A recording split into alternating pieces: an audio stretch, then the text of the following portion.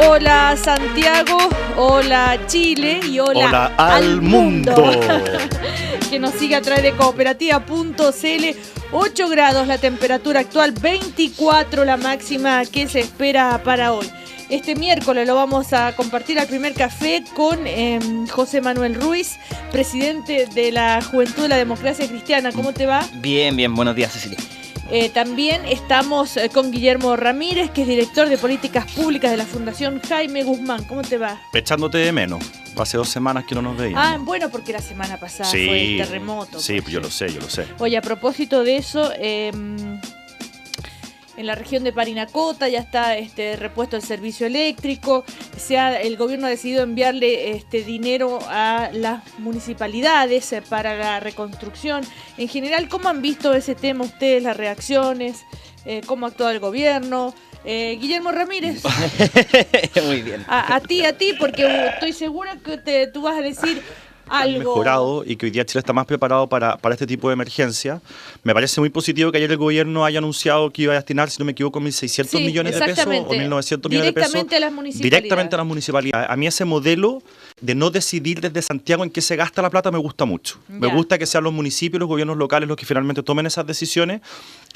Así que nada, yo solamente esperar de que esto se detenga, que paren los temblores y ver cómo podemos hacernos cargo después como país en el tema de los traumas que esto ha generado y los problemas de la salud psíquica de algunas personas que esto ha generado, porque la verdad es que han vivido bajo muchísimo estrés los últimos días. Sí. Yo también, o sea, sumarme a que creo que ha sido positiva la respuesta y evidentemente hay un contraste a favor respecto de todo lo que se generó el 27F, entonces creo que eso también es muy positivo para el gobierno. O sea, pero eso es gracias a todo lo que se hizo durante el gobierno de Sebastián Piñera. O sea, no sé si gracias a todo, yo creo que también una respuesta desde el punto de vista político, del diseño, o sea, lo pronto que se sacaron al ejército a la calle. Que salió a responder, claro, eso es lo más valorable, dice Guillermo. No, pero la pasada se demoraron y hubo tremendo saqueo y hoy día lo sacaron como a los 5 minutos. Pero yo creo, pero junto con eso otras cosas más, o sea, desde el diseño de cómo respondieron esa noche creo que fue muy efectivo, dio seguridad al menos, y una cosa así preocupante que no también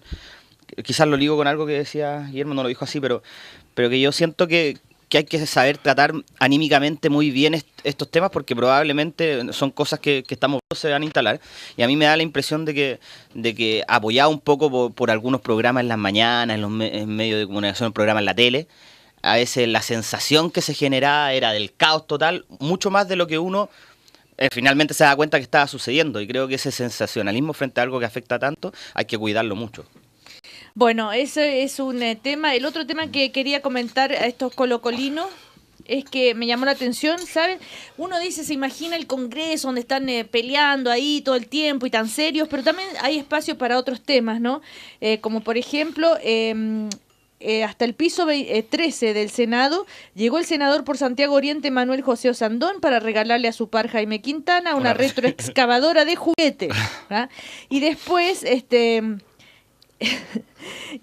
estoy leyendo que el diputado Marco Antonio Núñez del PPD pagó ayer una apuesta a su par de la UDI, Gustavo Asbun. Le sirvió café en el Congreso, vestido con la camiseta del Colo-Colo. Esto después de que el domingo pasado la U perdiera 1-0 contra Colo-Colo. Entre bromas, el diputado Asbun invitó a los demás parlamentarios a tomar café. Ya, tú que, Guillermo, estás siempre ahí. A ver, la gente no... o sea, pelean en la sala y después todos amiguis. No, la verdad es que no hay tanta pelea como la gente cree. Yo lo que veo en el Parlamento es... A ver, aquí uno no está hablando de todos los parlamentarios, pero sí... Entre los parlamentarios que llevan más tiempo es inevitable que vayan tendiendo puentes de confianza, cosa que me parece muy bien, y que incluso vayan generándose lazos de amistad. Y yo entiendo que es algo que choca a veces a los parlamentarios nuevos, que no entienden muy bien estas dinámicas y esta como cultura interna que hay al interior del Congreso. Yo creo que es muy positivo. Muchas veces se discute, por ejemplo, de si sería bueno que los parlamentarios no pudieran reelegirse ni una vez, como en México, que no tienen derecho ni siquiera a una reelección. Y la verdad, por ejemplo, es que la literatura internacional de política en este tema muestra que eso es negativo, porque al final estos puentes de confianza que se van generando permiten negociar mejor, permite llegar a acuerdos, permite sacar adelante reformas con un sentido de Estado más que de gobierno, Entonces, al final, estas cosas lo que hacen es alimentar, creo yo, ese espíritu colaborativo que yo creo que le hace bien a la labor legislativa. Ahora, es verdad, Guillermo Ramírez dice que como él trabaja en el Congreso asesorando ahí en materias de reforma tributaria, entre otras, que ahora ya no va a ir más de corbata porque se está poniendo de moda el estilo... Sí. Partió Boric, después llegó Jackson, creo, sin corbata. Ahora se sumaron algunos diputados también de la Alianza.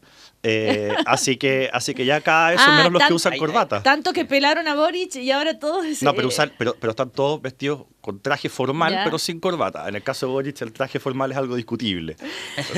Claro. También, bueno, le damos la bienvenida a Pablo Paredes, que ya llegó, así que te estabas ahí entrampado en un taco. ¿Cómo te va, Pablo? Bien, todo bien, ¿cómo están? Bien. Saludarlos. Bueno, a propósito de esto de los diputados y el ambiente, en fin, a propósito que está aquí Pablo, el tema de este proyecto de ley que quieren presentar Gabriel Boric y Giorgio Jackson de bajarle la remuneración a los diputados. Tengo entendido que ganan alrededor de 8 millones de pesos bruto por ley, porque así está en la Constitución, y la Constitución dice que tienen que ganar lo mismo que un ministro, algo así, y Exacto. entonces quieren que ese ítem se modifique y bajarle el salario, porque no puede representar el Congreso o ser un mal ejemplo y ser como una muestra de la desigualdad en Chile. Pablo, tú no sé si tienes más detalles de esto, que justamente es una de las propuestas de Giorgio Jackson. Así es, sí, es un tema bien complicado, tiene hartas aristas, harta resistencia, pero hay cosas bien raras. De hecho, es bien raro que esto sea parte de la Constitución, de estas llamadas leyes constitucionales. Es muy extraño que el sueldo, ¿verdad?, de los parlamentarios esté determinado desde la Constitución. Lo que el monto no está en la Constitución. El criterio. El criterio, sí. El criterio, porque finalmente en otras constituciones, de hecho en la Constitución del 25 era por ley, no estaba en la Constitución. Así es. Y finalmente lo que se está instalando de partida no es tan descabellado. Es bueno mirar las cifras de la OCDE al respecto, cuáles son los sueldos de los parlamentarios, y es bueno sacar acá a jugar un criterio muy muy importante, que es la relación con el sueldo mínimo. Hoy la dieta parlamentaria es 40 veces mayor al sueldo mínimo. Y eso a todas luces es impresentable. Y no estamos hablando de populismo, estamos hablando de una relación ética de la dieta parlamentaria con el sueldo mínimo, y por supuesto hay que entrar a dar esta discusión. Es importante porque además, como otra patita más, quienes tienen la potestad de determinar este criterio es el mismo Parlamento. Sí, pero ellos influyen con respecto a su sueldo. Yo creo que es más simple que complicado. En verdad, yo no le doy tanta importancia y tanta relevancia a esta discusión en particular. Siento que es una buena señal política respecto al problema de la desigualdad, pero creo, eso es lo que iba a decir, creo que sí es un poco populista. Siento que el debate se hace un debate de una cosa que es tan pequeña y que tiene varias aristas más, y además se aprovecha el momento, creo yo, de seguir desprestigiando a esta clase política tenebrosa, porque al final se da a entender de que, acá los malvados políticos son los que ganan unos sueldos desorbitantes, que yo creo que efectivamente son altos. Regularlos es una buena idea, y eso no más. O sea, regularlo... ¿Y ese es el proyecto de ley? Sí, pero al final se arma... Son un poco altos. Es que yo creo que es justo horrorizarse al saber que la dieta parlamentaria es 40 veces más que el sueldo mínimo.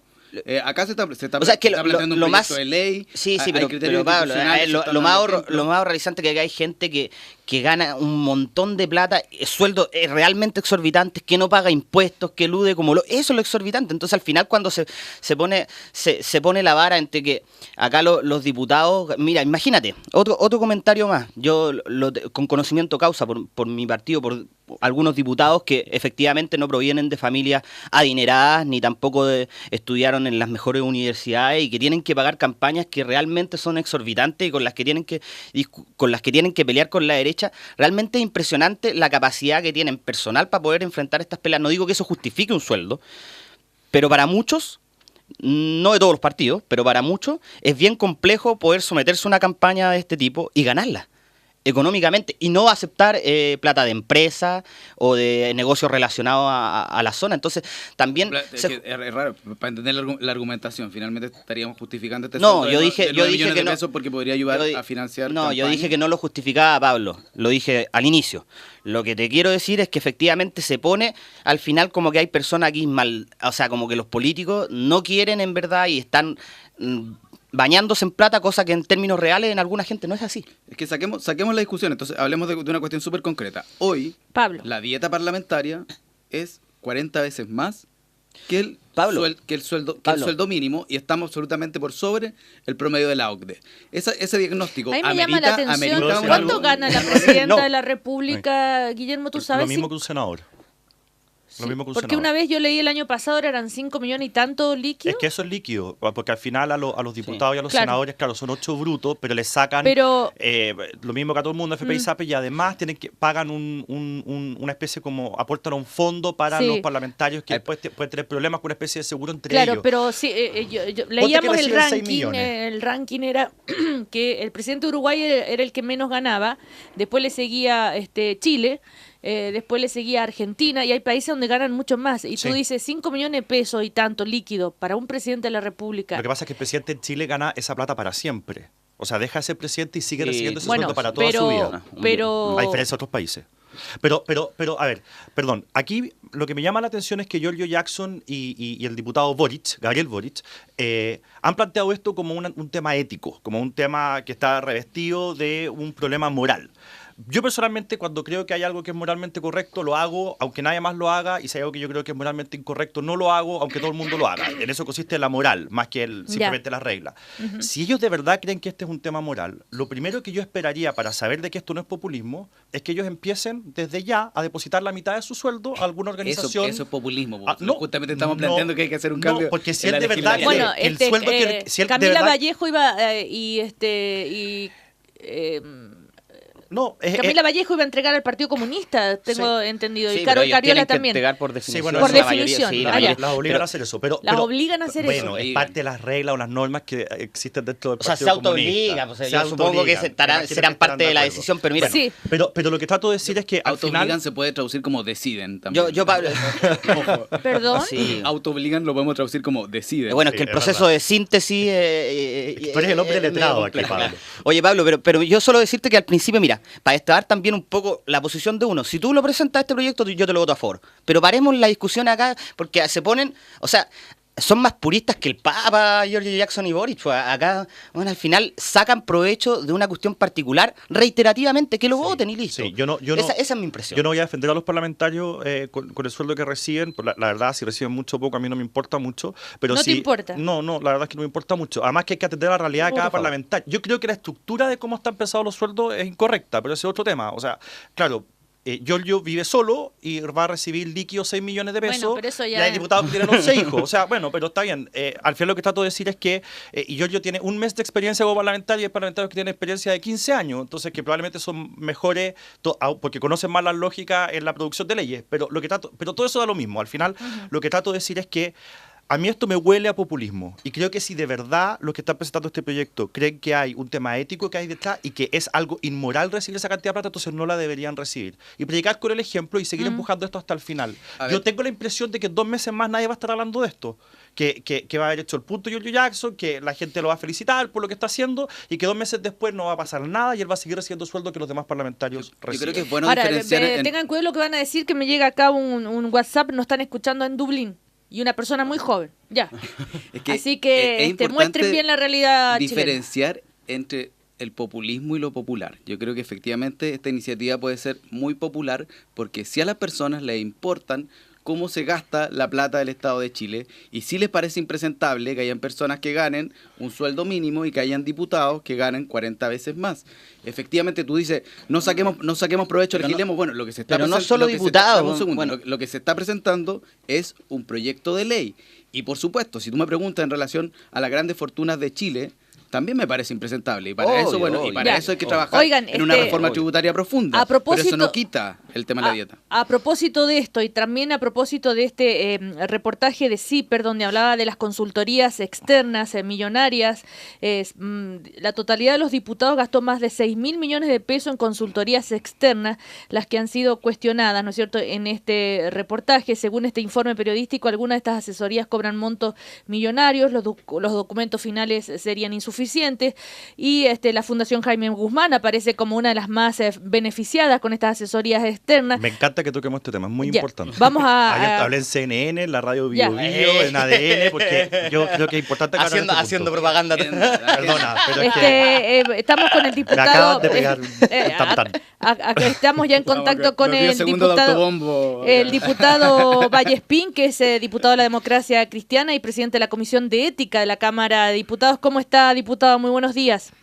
Buenos días, Cecilia. Ya no soy presidente de la Comisión de Ética, estoy en la Comisión bicameral nomás de Transparencia y Probidad, pero bueno, igual conozco el proceso, así que a su disposición para dialogar un rato. Perdón, pero bueno, en todo caso, usted se ha referido a este tema, a esta polémica por las asesorías externas, a ver si usted puede dar un argumento que salga en defensa, porque esto una vez más puede minar el prestigio o el ya desprestigio que tiene la clase política. Bueno, Cecilia, muchas gracias. Lo que hay dos cosas distintas. O sea, que existan asesoría a los parlamentos es fundamental porque si no, no se puede hacer la tarea legislativa, fiscalizadora de buena manera. Por tanto, eso es en todos los países del mundo y eso es bueno. Obviamente que depende en qué condiciones se haga, cómo se realice y en ese sentido yo creo que ese es el debate que habría que instalar. No si, porque además estamos hablando, para que la gente sepa, antes existía en la Cámara de Diputados 2.050.000 anual. Usted comprenderá que ningún profesional, asesor, va a poder trabajar por una cosa que significa del orden de 160.000 pesos. ¿Pero de dónde sale ese dinero? Bueno, eso es parte del presupuesto de la Nación. La Cámara de Diputados presenta un presupuesto y se asigna a la Cámara. Existía eso, 2.050.000 al año. Imposible tener asesores. Claro, pero de ahí pasar a estas cifras de 3.112 millones de pesos. Es que por esto que hay que entender la desagregación y después ir al fondo, porque yo creo que esta es la forma. El Partido Demócrata Cristiano tiene 531 millones. Sí, pero las cifras tienen una explicación y eso es lo que hay que entender. Cada diputado tiene del orden de 2.200.000 al mes desde hace 2 años porque efectivamente no se podía ejercer una función legislativa pertinente. Y eso es lo que se entrega mes a cada diputado. Y cada diputado define el tipo de asesor y asesorías que quiere realizar. Hay parlamentarios, como en mi caso, y muchos parlamentarios de la UDI, que entiendo que está ahí del Instituto Jaime Guzmán, que entregan esto a instituciones académicas o ONG sin fines de lucro que hacen investigación y nos entregan sendos documentos y asesoría en esas materias. Hay otros que contratan a personas naturales en los temas que a ellos les interesan, porque depende de la función que quiera priorizar cada parlamentario. Algunos que solo se concentran preferentemente en el tema fiscalizador, obviamente no tienen grandes informes, tienen minutas y documentos que presentan a la entidad fiscalizadora. O sea, hay una gama distinta, hay otros de discursos, etcétera. Hay una gama bastante amplia de elementos de asesoría y el punto es, claro, punto es si los productos son pertinentes, son de alguna otra manera valen la pena que se hayan contratado de esas características, y ahí yo creo que hay una gran diversidad de cosas y ahí yo creo que es un tema en el cual se pueden seguir mejorando los mecanismos de control. Antes, para que la gente sepa, esto lo hacían directamente los parlamentarios, hoy esto no pasa por manos de los parlamentarios, es la Cámara de Diputados, que tiene un registro y que tiene de alguna otra manera controla que los productos se realicen. Diputado, le habla José Manuel Ruiz, presidente de la Juventud de su partido. Hola, bien. Y una consulta. ¿Cómo perfeccionar mejor esto? Porque si bien tú explicas que esto ha evolucionado, la impresión desde afuera de la gente cuando ve los montos, efectivamente, o sea, si tiene un sentido, claro que lo tiene. Pero cuando ve los montos, efectivamente es algo que llama la atención y alarma demasiado. Pues, frente a tanto problema que hay hoy día, frente a la desigualdad. Entonces, ¿cómo perfeccionar esto, transparentarlo de mejor forma? Y muchas críticas que a veces se ven de distintos partidos, ya de derecha o de la coalición nuestra, está que efectivamente quiénes son los asesores también, pues, o sea, cuáles son las personas que se preocupan a esto. Muchas veces se critica que hay asesores que efectivamente uno no sabe qué hacen o si no tienen la especialidad para los proyectos a los que se refieren. Claro, que eso es entrar ya en el cómo se usa el recurso. Sí. Yo primero quiero que se entienda súper bien que existan 2.200.000 por mes para cada diputado, para tener asesoría legislativa en todos los temas que se ven, es absolutamente pertinente, incluso mucho menos que en otros países que tienen asesorías legislativas potentes. Ahora, a lo que tú vas, bueno, es un tema que cada cual debe resolver. Yo en lo particular siento que contratar al Centro de Estudio del Desarrollo, una institución de prestigio que me hizo más de 80 documentos de trabajo en temas específicos, propuestas de ley, etcétera, es súper bien invertido y es bueno para el país. Ahora, si hay otros que lo hacen con personas que no tienen las calificaciones pertinentes, etcétera, ese es un tema que obviamente se puede perfeccionar y se puede mejorar. Eso es decisión de cada parlamentario y eso es un tema que también es respetable. Del Ahora, punto de puede vista darse, de lo que cada cual va a claro, buscar. puede darse también que uno vea casos de parlamentarios que contratan asesorías, pero esos asesores tienen nexos muy cercanos con los propios parlamentarios, entonces eso, la verdad, no se ve bien. A ver, si... No hay que tener un mayor cuidado.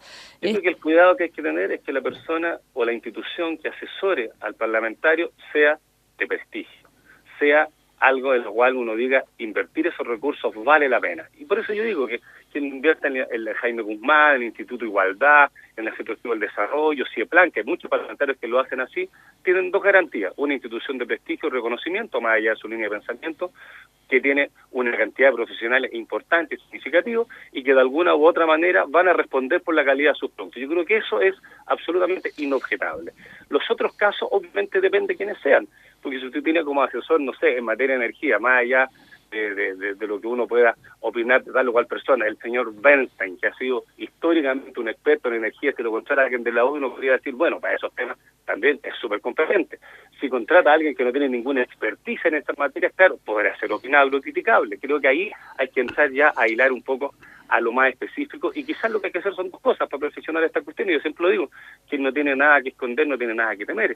Y en ese sentido, si usted tiene claridad de en qué quiere ser asesorado y el registro de consultores, tanto de personas naturales como de personas jurídicas, pone exigencias de entrada a esto que se puede perfeccionar, y uno dirá, bueno, si el plan tiene competencia o no, el Instituto Jaime Guzmán, el Instituto Libertad, o el Instituto Libertad de Desarrollo, el Instituto Igualdad del Partido Socialista, etcétera, ¿tienen competencias para esto? No, si las tienen, perfecto, entran al registro, o sea, se puede tamizar o precisar mejor los que entran. Y lo segundo, obviamente, que los productos existan y que de alguna otra manera existan mínimos estándares de calidad que se pueden establecer. Yo creo que hacia ahí va lo que se debe hacer o no, y también yo lo he dicho siempre y lo planteé, y era una petición que vamos a hacer al Comité de Asignaciones, que además lo define el Comité de Asignaciones, no los diputados, en qué se pueden usar los recursos, que el tema de hacer encuestas para ver el desempeño de los parlamentarios, me parece que no deberían financiarse con cargo de la asesoría, porque eso no tiene que ver con hacer bien la pega legislativa o fiscalizadora, tener una buena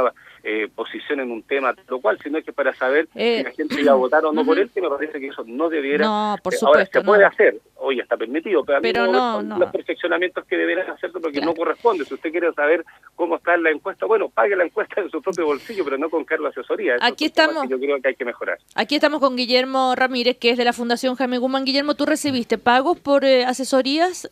No, a mí me pagan un sueldo. Es que la Fundación Jaime Guzmán no vende productos, no vendemos informes, no vendemos encuestas. Lo que nosotros hacemos básicamente es una asesoría integral. Porque eso es bien millonario lo que reciben. ¿Tú sabes cuánto paga cada parlamentario por tener 9 profesionales a su disposición en el Congreso dentro de las comisiones? 300.000 pesos mensuales. O sea, no hay, yo creo que ¿y de dónde es salen una todos estos ganga millones de pesos que recibió la Fundación Jaime Guzmán? Porque lo que pasa porque es que la UDI gastó 990 millones, ¿no es cierto?, en el año 2013. Porque como muy bien explicaba el diputado Vallespina, a quien saludo, y agradezco y también 451 millones recibió la Fundación. En 2 años, sí. En 2 años. El tema es muy simple. Cada parlamentario tiene una asignación de 2 millones de pesos. La bancada de la UDI, en estos 2 años que se hace el estudio, era 1/3 del Parlamento. Con lo cual, la UDI tiene 1/3 del presupuesto para asesoría. Además, la bancada de la UDI es conocida por ser súper disciplinada, entonces todos los parlamentarios de la UDI, salvo 3, optaron por tener su asesoría con la Fundación Jaime Guzmán. Entonces, si usted suma todos los parlamentarios de la UDI pagando 300.000 pesos mensuales por 2 años, da ese monto. Pero la verdad es que alguien me diga a mí que un parlamentario pagando 300.000 pesos mensuales va a tener a una persona sentada siempre en las comisiones con los parlamentarios, que va a poder exponer en las comisiones, que va a poder hacer indicaciones, que va a hacer Ya. proyectos de ley, que va a estar en las comisiones investigadoras, etcétera. O sea, a mí personalmente me parece una ganga. Y perdón, una última cosa. Sí. Las personas que trabajan en la fundación, la mayoría tiene posgrado y la mayoría son profesores universitarios y salvo su labor académica, no tienen ninguna otra pega. O sea, esto no es una asesoría así como que yo por el lado me hago unas lucas extra. Esta es su única pega y están dedicados a esto a tiempo completo en el Congreso, no desde Santiago. Aprovechemos que estamos con el diputado Vallespín. Antes de esto estábamos hablando de esta propuesta de Giorgio Jackson y Boric, los diputados, de presentar un proyecto de ley para bajarle el salario a los diputados. ¿Qué opina usted, diputado Vallespín? Bueno, la verdad las cosas que yo creo que todos los temas son revisables, opinables, es un tema que se puede discutir. Yo siento que ahí hay un tema que hay que analizar, no tengo una posición exprofeso ni que sí ni que no, porque hay que verlo con la comparación a nivel internacional, de cuánto deben percibir los parlamentarios y hacer la comparación también a nivel internacional y cómo se fijan esos valores. Yo creo que eso es un tema que hay que analizarlo en esa perspectiva y no decir sí o no en función de los montos, porque la verdad las cosas que si uno ve la situación de otros países, yo creo que es el parámetro objetivo y en función de las tareas que desempeñan y sacar ahí una situación y una conclusión, pero creo que exprofeso decir es mucho o es poco, depende obviamente de la estructura también de cada país y en la Cámara se ha optado un criterio que tiene que ser que la persona que menos gana en la Cámara en función a lo que ganan los parlamentarios, sacar una proporción. Y esa proporción es bastante coherente con la de otros países, con otros congresos del mundo. También hay un criterio. Entonces, una cosa que se puede revisar, pero yo diría, ex ante decir sí o no, sin ver el detalle, la implicancia, Diputado. creo que es importante. Okay. Acá está Pablo Paredes, que es coordinador nacional de Revolución Democrática, justamente. ¿Pablo? Hola, diputado, buenos días. Justamente en relación a lo que usted estaba planteando, ¿no le parece un buen criterio los promedios de la OCDE y una relación de la dieta parlamentaria con el sueldo mínimo? Yo creo que justamente en función de las instituciones de cada cual, por eso decía que la Cámara tiene este criterio, que es una proporción respecto al sueldo menor en la Cámara. Y ahí se saca esa proporción y se llegó a ese valor y se hizo equivalente también al tema de los ministros. Recuerden que fue toda una polémica en su minuto que habían ministros que ganaban en su minuto una cosa absurda para la cantidad de responsabilidad y cosas que firmaban de los montos y se hizo una modificación global que siempre las cosas son revisables, pero yo diría, si uno ve la comparación con otros congresos del mundo, la situación no es tan exagerada, obviamente todo es revisable en eso. En términos comparativos latinoamericanos, sí parece ser bien. Patricio, Sí, José Manuel Ruiz, brevemente, por favor. Ya, primero, tomando como opción estar a favor de revisar esto, o sea, si nadie se puede oponer, pero la pregunta es la siguiente, o sea, yo creo que esto también es un aprovechamiento de un momento, si es bastante, o sea, obviamente toda la gente no se va a oponer a esto, y yo creo que se está haciendo un aprovechamiento político del momento de esto, y me gustaría que ojalá ustedes, los diputados, ayuden a que este tema no sea de discusión de 2 meses, 3 meses, y se pueda resolver pronto. Mira, todos los temas hay que mirarlo en perspectiva. Yo no tengo tabú en ningún tema, ni para sí ni para no, porque es parte del debate democrático en un congreso. Y los análisis se pueden hacer, hay que revisarlos. Yo, como digo, no tengo una posición ni sí ni que no. Yo solo tengo mi experiencia cuando vivía afuera en la consultoría internacional, que fui asesor de organismo internacional y todo, la verdad, yo gano menos de lo que ganaba como consultor internacional y son opciones que uno toma, por tanto, uno las puede volver a revisar y obviamente eso es parte de la discusión y de la evolución de las cosas. No veo tabú en ningún tema, en este tampoco. Sí. Bueno, antes de terminar, decir que nos llaman de CIPER para hacer una aclaración respecto a lo que decía Guillermo, que, o sea, poniendo un ejemplo, Pepa Hoffman, la diputada, recibió 24 millones de pesos en un año, o sea, recibió gastó, en asesoría, y ella es diputada UDI, sí. Guillermo. Hay diputados en la UDI, y creo que Pepa Hoffman es una, y si no me equivoco, pueden haber 1 o 2 parlamentarios más que ponen más dinero porque ellos piden que nosotros los ayudemos en otro tipo de asesorías. Por ejemplo, ayudarlos con material para conferencias de prensa, escribir columnas, cosas que no están Entonces, en el ¿no son giro. 300.000 pesos, como decías tú? No, pero estoy hablando, a ver, harto más. Son 36 diputados y estoy hablando de que 2 o 3 ponen más plata. El caso de Pepa Hoffman es la única que pone toda su asesoría en la fundación. Hay otros que ponen más, pero ponen 100.000 pesos más o 200.000 pesos más. Ya. Entonces, lo que yo quiero aquí aclarar es que esto es una cuestión absolutamente excepcional. Es un diputado de 36 que decidió ella que iba a usar a la fundación para absolutamente todo lo que ella hiciera y por lo mismo ella decide que no va a tener más asesores y que por lo tanto va a contratar a la fundación por ese monto. Bueno, Cecilia, lo sí. importante es que para que no se pierda nada, porque la suma de repente, claro, aparece como una cosa gigante. La cosa es súper sencilla. Cada diputado tiene por mes, y todos, los nuevos, todos, 2 millones, casi hoy 2.200.000 para asesoría legislativa, parlamentaria, fiscalizadora, cual sea el rol que él quiera asumir. Él lo tiene todos los meses, lo puede usar o no lo puede usar. Si lo usa todos los meses, es evidente que llega del orden de 24 millones porque vas a multiplicar 2.2 por 12, es obvio. Y eso es lo que tiene cada cual por mes. Y lo debe destinar a aquellas cosas que estima pertinentes para su función parlamentaria. Y ahí empieza la diversidad de formas de cómo se usan. Y cómo se justifica y cómo se demuestra y a todo. quién se contrató, qué productos. Y yo insisto, ellos fueron medios de comunicación y vieron, claro, la cantidad de documentos que se habían hecho con cargo a la asesoría que uno tenía y dicen, chuta, acá obvio que aquí hay material, hay producción, hay propuestas de ley, hay presentación al Tribunal Constitucional. Es obvio que ahí está bien invertido ahora. Hay otros casos que no.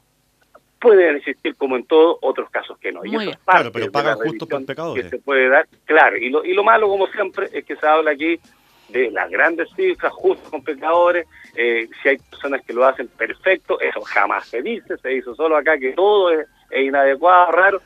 Y eso, obviamente, que hay que perfeccionarlo, y por lo menos quienes no tienen nada que esconder, no tienen nada que temer. Y en ese sentido, yo soy súper claro. Cuando lo hablé con la gente de CIPER, ellos también valoraron que yo autoricé que se revisaran toda la información, que se entregara toda la información, porque me parece que son recursos públicos los cuales se debe responder, y cada cual tiene que hacerlo de la mejor manera posible, y en eso, por lo menos, yo tranquilidad absoluta, y como muchos otros Muy bien. parlamentarios, que efectivamente destinan los recursos a lo que corresponde. Y eso es lo esencial, y si no hay recursos para asesoría, olvídese, no hay parlamentario que pueda hacer la pega medianamente bien, porque si queremos tener buena legislación, hay que tener capacidad colegisladora, o si no, usted depende solo Claro. del Ejecutivo Muy o bien. de los poderes que sí tienen recursos para hacer informes y enviarse a los parlamentarios. Y ahí entramos al tema del conflicto de interés y todo, que es otro tema Sí. que también esto Y ayuda del a que eso lobby, no se etcétera, dé. etcétera. Exactamente. Ya, Sí, muy se bien. hace. Entonces, todo tiene sus miradas, Cecilia, y hay que verlo en esa perspectiva. Obviamente hay que rendirlo como corresponda y destinarlo a lo que corresponde, y ojalá con productos de mucha calidad. Muy bien. Diputado Patricio Vallespín, muchísimas gracias. Que esté muy bien. Igual usted, chao, chao. Luego. Vamos a comerciales.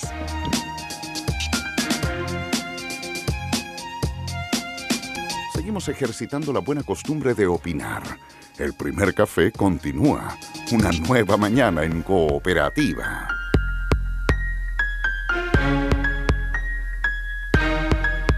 Seguimos en el primer café. Nos acompaña cada mañana la Universidad Alberto Hurtado. El acuerdo de vida en pareja y la discusión sobre la adopción en familias uniparentales son desafíos que nos hacen reflexionar sobre las nuevas formas de hacer familia y las relaciones de parentesco. Esto abordará hoy el seminario Etnografías de la Globalización, organizado por el Centro de Investigaciones Socioculturales de la Universidad Alberto Hurtado. Cambia el mundo, Universidad Alberto Hurtado. A propósito del acuerdo de vida en pareja, hoy leía que el Móvil ya convocó a una marcha para protestar contra los crímenes homofóbicos, a propósito de que murió una persona después de haber sido agredida, atacada por motivaciones homofóbicas. ¿Algo que decir al respecto? ¿Se No, justifica? A mí me parece que ese Guillermo. tipo de crímenes son horrorosos. Al final, el odio por condición sexual, por religión, por ideología política. En Argentina, muchas veces por el equipo de fútbol del cual eres hincha, me parece horroroso. Porque una cosa es que un homicidio se dé en un contexto de un drogadicto te asalta o pasa, Sí. o en una pelea en un bar en que dos personas están discutiendo. Vale. Pero esto de odio por lo que una persona es. Por lo que una persona Claro, pero es, a mí me parece espantoso. Eso estamos de acuerdo, pero a lo que voy yo No, es esto de que siga siendo tema y de que el Móvil vuelva a convocar a una Es que marcha. falta- hay A ver. ausencias aún de políticas públicas. Estamos Sí, muy ¿todavía? poquito, efectivamente. Yo creo que la ley antidiscriminación es un avance, pero mientras la legislación La ley Zamudio. siga discriminando, ¿verdad? O no reconociendo la igualdad de derechos frente a las diferencias de orientación sexual, vamos a tener Mira, yo- estos problemas. O sea, porque también digamos las cosas como son. O sea, nosotros nos sentimos, juzgamos y decimos, qué pena que esta persona fue golpeada por ser homosexual. Sin embargo, no estamos de acuerdo con que los homosexuales tienen los mismos derechos. Y ahí se va generando un clima de discriminación que de alguna manera fomenta estas violencias. Yo Y creo- acá el Estado se tiene que hacer cargo concretamente, Mira, con legislación, con políticas públicas. Lo que hizo el móvil igual es en el momento que falleció Zamudio y la reacción que hubo y las marchas posteriores, yo creo que también fueron bien positivas en términos de incidir en el debate público respecto a esto. Y yo siento que es una herramienta, sin duda las marchas, sobre todo para las organizaciones sociales, una herramienta de la cual no hay que abusar, pero también es una herramienta efectiva que tienen para incidir. Y creo que es muy positivo si se da en el mismo ánimo. O sea, hoy día, lo que terminamos hablando después del lamentable y horroroso asesinato de Daniel Zamudio, yo creo que fue muy positivo para Chile. Y siento que, o sea, no tiene que volver a pasar esto para que sigamos debatiendo, pero sin duda una Tiene marcha que haber en un función de correlato, eso, claro, un correlato institucional, tiene un coherencia correlato legislativo Pero es que vaya espérate, son resolviendo cosas la que están en dimensiones discriminación. distintas. Son cosas que están en dimensiones absolutamente distintas. Porque yo puedo estar, como lo estoy, en contra del matrimonio homosexual, porque yo tengo una cierta visión de lo que es la institución del matrimonio. No Ya. porque yo tenga una cierta visión de lo que son los homosexuales, que los respeto como a cualquier Pero otra por lo tanto persona. tienes cierta visión de cuáles son los No, derechos que tienen pero- los homosexuales y cuáles son los derechos que no tienen, porque ¿no? yo lo veo de la institución del matrimonio. Es como cuando es como si alguien alegara de que yo tengo discrimino, no sé, a los ingenieros porque no los dejo ser ministros de la Corte No, pero Suprema. pero yo tengo una visión de la transparentar, institución para Corte transparentar. Suprema de cuáles son los requisitos para ser ministro. Yo creo lo mismo respecto al matrimonio. Entonces, yo, sin estar de acuerdo con el matrimonio homosexual, Comparar la orientación sexual con los requisitos para ser encuentro ministro. absolutamente, Raro eso, ¿no? absolutamente condenable estos tipos de crímenes y estos tipos de discriminaciones. Yo sé, no soy tonto, uno se da cuenta de que muchas veces a los travestis o muchas veces a los homosexuales les gritan cosas en la calle. A mí eso me parece inaceptable. Pero lo que tú estás diciendo, de decir de que hay una contradicción, a mí me parece mañoso. Están en dimensiones distintas, una cosa es gravísima y estamos hablando de convivencia básica, lo otro estamos hablando de cómo ve uno la institución del matrimonio. En todo caso, Con lo cual creo que mezclar las cosas aquí es bastante antojadizo. En todo Si caso, vamos a hablar de políticas aclaro, el públicas del móvil Estado, entonces podemos aclarar, es anuncia necesario. marcha contra los crímenes del odio para el 17 de mayo. Sí, tú decías algo, quería precisar la fecha. Pablo. Sí, es que es súper importante esto, es que yo creo que sí se mezclan, porque hay una sociedad que discrimina, porque efectivamente tenemos una diferencia acá de fondo, que es que tú consideras que los homosexuales no tienen los mismos derechos que los heterosexuales. Y yo considero que sí tienen los mismos derechos. Y yo creo Yo que también hacer... creo que tienen los y yo mismos creo- derechos, pero creo que la ¿Derecho a matrimonio? No, pero si el matrimonio es una institución y ¿Derecho a como yo matrimonio la tiene? veo, es una institución que requiere, para que funcione, que sea entre un hombre y una mujer. ¿Tú consideras que homosexuales y heterosexuales tienen exactamente los mismos derechos? Sí. ¿Sí? Sí, absolutamente. A mí me parece que, por ejemplo, hoy día la legislación que no deja entrar a una pareja homosexual a la clínica cuando la persona está en la UTI porque no es cónyuge o no es familiar, eso me parece aberrante. O todas las discriminaciones que hay en el tema hereditario, o todas las discriminaciones que hay en las leyes de cementerio. Todo eso me parece aberrante. Deberían tener exactamente los mismos derechos. No se justifica de ninguna manera esa discriminación. Entonces Pero no en el tema del generemos matrimonio una yo lo veo legislación desde para- la perspectiva de la institución del matrimonio, no desde la perspectiva de los derechos de las personas. Que tú puedes ver, mira, si en el matrimonio religioso, en el matrimonio católico, yo no te voy a decir nada. Tú eres católico, yo no soy católico. Estamos hablando de las leyes del Estado. Sí, de acuerdo. Para mí no me parece correcto que exista una legislación para heterosexuales y una legislación para homosexuales. Y Bueno. creo que eso fomenta la discriminación. Y hay que hacerse cargo. Hay y no podemos, instituciones, no la podemos Ya, institución de hacer... vamos, las jubilaciones no- para no sé. mayores de 65. O sea, yo creo que los demás no tienen los mismos derechos, no, simplemente por la institución que significa el tema de las pensiones tienen que tener un cierto requisito. Yo creo que la institución del matrimonio requiere que sea entre un hombre y una mujer. Yo siempre he pensado eso. Eso no significa Guillermo. que yo discrimine a los homosexuales. Claro que Guillermo, sí. No, pues, claro que sí. bueno, otro tema, porque hay varios temas que quería comentarles. A propósito de que Carabineros llevó a los actores Salinas y Freire a la justicia por haberse disfrazado de carabinero y por este humor, buenos días, buenas tardes, ¿se acuerdan? Todo lo demás. Y el general Cienfuegos que dice, si son trajes hechizos, ahí no se infringe la ley. ¿Qué les parece esto? No, yo creo que es una tontera. A o sea, ver, que al final... Pablo Paredes. Te quité la cortaron, palabra. me Lo que cortaron, pasa No, es José que- Manuel me Ruiz, cortaron. perdón. Lo que pasa Es es que que estaba un lapsus estaba del volando, nombre. ya. Lo que pasa ya. es que el diputado José- gastó todo el cupo de la ADC durante Sí, este sí, programa. exactamente. A ver, Entonces, a ver. No, yo creo que es una tontera. O sea, se coloca en un problema la institución gratuito, porque al final ya los carabineros... O sea, yo creo que primero los carabineros es una institución en Chile en muchos casos muy valorable.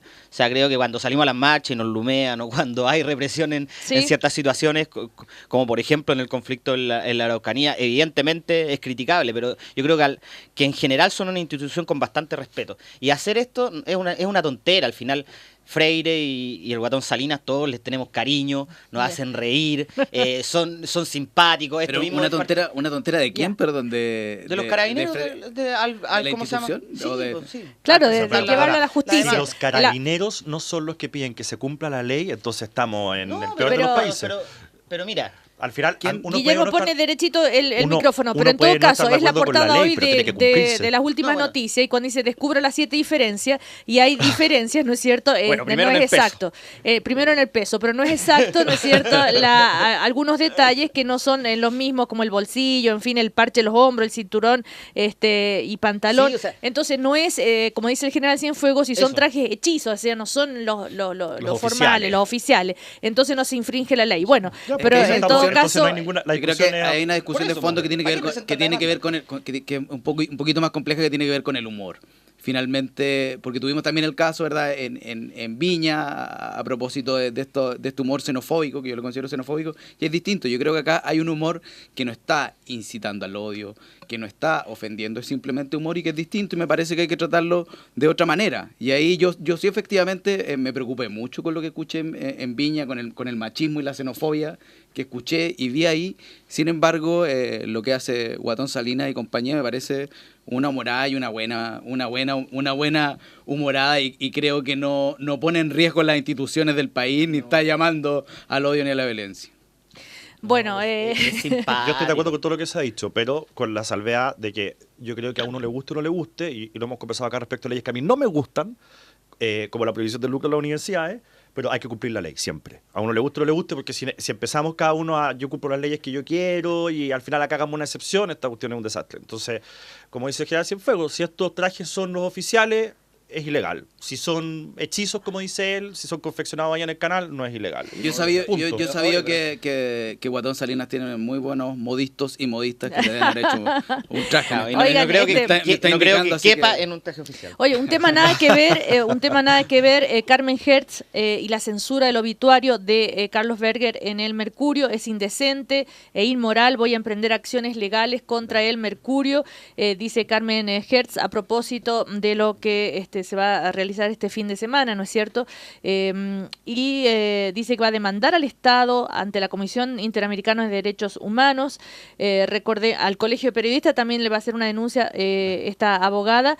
Y recordemos que se va a realizar esta ceremonia este domingo 13 en el Cementerio General del Memorial de los Detenidos Desaparecidos para despedir simbólicamente a su marido, Carlos Berger, ¿no es cierto?, fusilado el 19 de octubre del 73 junto a otros 25 prisioneros políticos en las afueras de Calama. Va a tener, dijo ella, una característica de ceremonia fúnebre. Pero, ¿qué pasó? Que el Mercurio, esto dice, exista justicia, y hoy ante la censura del Mercurio del obituario de su esposo se le pidió a la familia, dice, eliminar del texto una parte que decía asesinado en dictadura hace 40 años y cuyos restos han sido recientemente identificados. O sea, un tema terrible. O sea, a ver, no José sé cómo le piden que elimine eso del obituario, o sea, no se me ocurre, y abre un debate para adelante respecto a los mismos medios acá en Chile. O sea, la línea editorial no puede ser, para mí, de un medio que debiese ser independiente. O sea, que tenga alguna visión particular es claro, pero una línea editorial que sea así de restrictiva y que suprima al final esta información, claro, no creo que tiene ningún sentido. Yo comparto la palabra de Carmen, yo creo que es indecente y es inmoral, es absolutamente antiético lo que ha pasado acá, es profundamente cruel. Además, creo que si algo pensábamos que habíamos avanzado después de la conmemoración de los 40 años del golpe era en un consenso con respecto a lo terrible que fue esta dictadura, pero parece que ese consenso no alcanzó a tocar las páginas del Mercurio. En todo caso, para que quede claro, el hermano de Carlos, Ricardo, y su hija, cuenta ella, concurrieron este lunes a la agencia de Calle Bandera con un texto para el obituario, una suerte de in memoriam, anunciando la ceremonia fúnebre que se va a llevar a cabo este 13 de abril a las 12 horas. Y ahí explicaba que Carlos había sido asesinado hace 40 años y sus restos recién habían sido identificados. Ellos se negaron a publicar esto, las personas del Mercurio, y entregaron de vuelta el formulario modificado al que dice mi sobrina le sacó una foto que subió a Twitter. Y eso efectivamente fue trending topic, la palabra obituario. Sin más, sin el avatar de la Flavia, en fin, ese tuit de Flavia tuvo más de 1000 retuiteos. Eso son los hechos, lo que ocurrió que cuenta Carmen Hertz justamente. Guillermo.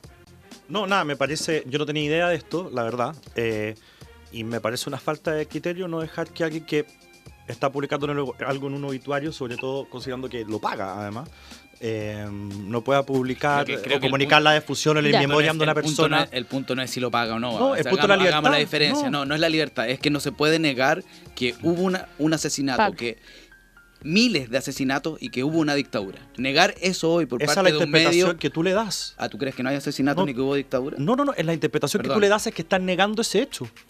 El Mercurio, hasta donde yo sé, no ha comunicado que ellos nieguen que fue asesinado hace 40 años. Pero le piden que saque la palabra asesinado. Ya, Está bien, bueno, está bien. nos Porque vamos. probablemente por un tema de criterio de que el obituario es para informar de función y no para hacer activismo político. Seguimos.